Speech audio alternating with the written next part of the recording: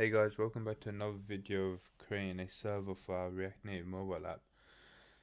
So this is kind of after we finished the entire kind of part 3 of this section.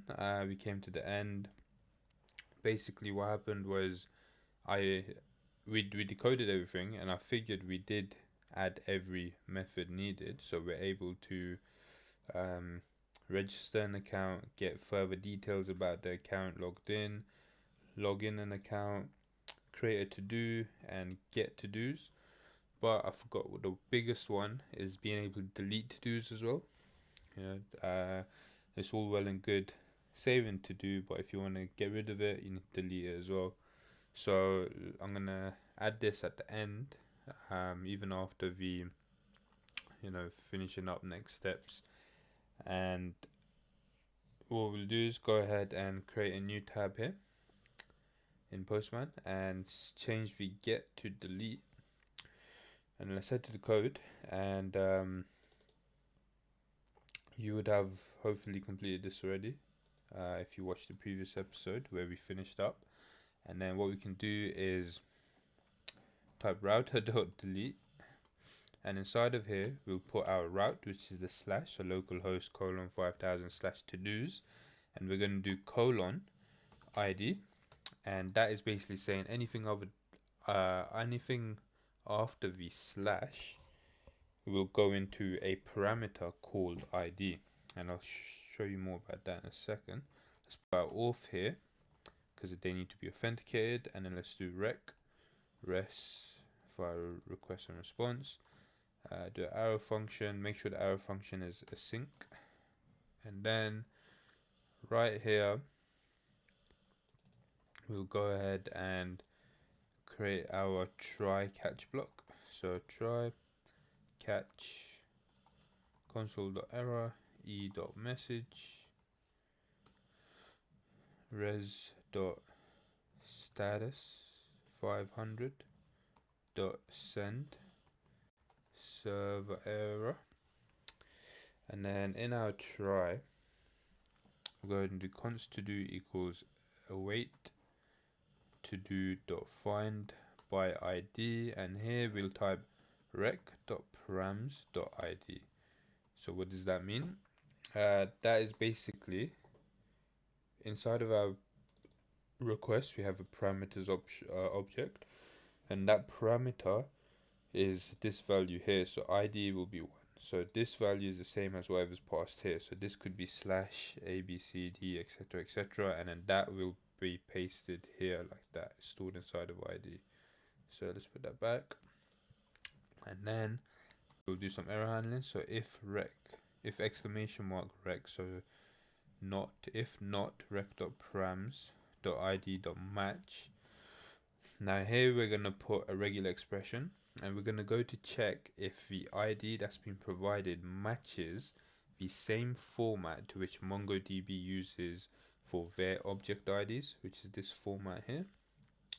So go ahead and type slash slash, and then inside of the two slashes we'll put up arrow, put squared brackets, and then inside of square brackets we put 0-9a -f capital A dash capital F, and then go ahead and put curly brackets 24, and then $sign. Hang on, before you do $sign, so curly brackets 24, closing curly brackets, and then $sign, and then we'll say or not to do, and then we'll go ahead and return res.status 404.json message to do not found, just like that. So what are we doing here? We're basically saying if it doesn't match the object ID format, or if there isn't a to-do, right, to-do doesn't exist that is searched for, then throw a message not found. And then we'll do another error handler, and here we'll say to-do.user.toString. So the user is the object ID to which the to-do has that is associated with the user, so a reference to the user object, and we'll say not equal to rec.user.id. So rec is our request, and once it's properly authenticated, it'll put a user object inside of request, and then we can access that by typing rec.user.id. And if it's not equal, so if they're not the same object ID, then we return res.status 401.json, and just go ahead and put message user not authorized, just like that. And then that'll go ahead, so that'll say if the user doesn't, if the logged in user that's making the request doesn't own that to do, then deny them access from deleting it. Now, assuming they do own it, we do await to do.remove.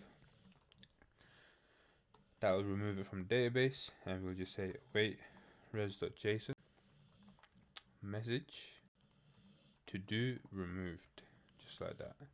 And that is our delete method. So let's do some saving, reloading, and then some quick testing. So I've got login. Let's log in again. Let's grab this and let's type in here. This is our to-dos. So let's go here. Let's go into the body and type we are gonna delete this, send that. Cool. Now we can go to our get request, and let's put the token in there too. Let's make a get request so we can see, okay, we are gonna delete this is in here. Let's go to the delete request, go ahead and copy the to-dos and paste that in the delete request, and type / and then copy the object ID we just made and paste that there. And then we'll also need to take the xauth token and put that here, so x-auth-token, paste that here, and there we go, and then click send. To do removed, let's recheck, and yep, it's no longer the first item, so it's gone. So that is deleting. Thanks for watching, guys, and this is finally the end of this part, unless of course I had a few more updates. But we're going to go into part 4 now, which is going to be combining the server and the React Native mobile app together, so then you have a true client server architecture. So thanks for watching, guys. Catch you guys in the next episode.